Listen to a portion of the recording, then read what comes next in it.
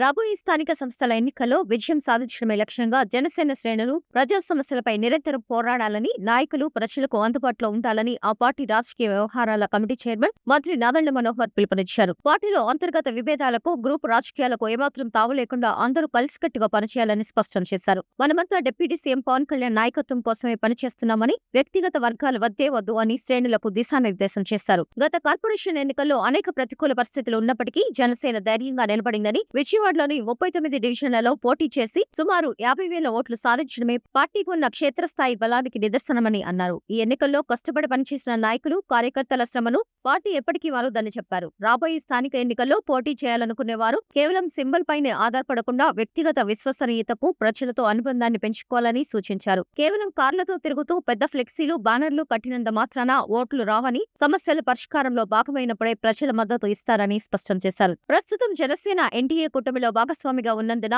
అన్ని పదవులను ఒకేసారి ఆశించడం సరికాదని, దశాబ్దాలుగా ఉన్న ఇతర కూటమి పార్టీలతో సమన్వయం చేసుకుంటూ క్రమంగా పార్టీని బలోపేతం చేయాలని దిశానిర్దేశం చేశారు. అదే సమయంలో సోషల్ మీడియా వేదికగా జనసేన పార్టీపై, పవన్ కళ్యాణ్ పై జరుగుతున్న తప్పుడు ప్రచారాలను, దుష్ప్రచారాన్ని కార్యకర్తలు సమర్థవంతంగా తిప్పికొట్టాలని, నిజాలను ప్రజల్లోకి తీసుకువెళ్లవలసిన బాధ్యత అందరిపైన ఉందని మంత్రి నాదెండ్ల మనోహర్ పేర్కొన్నారు.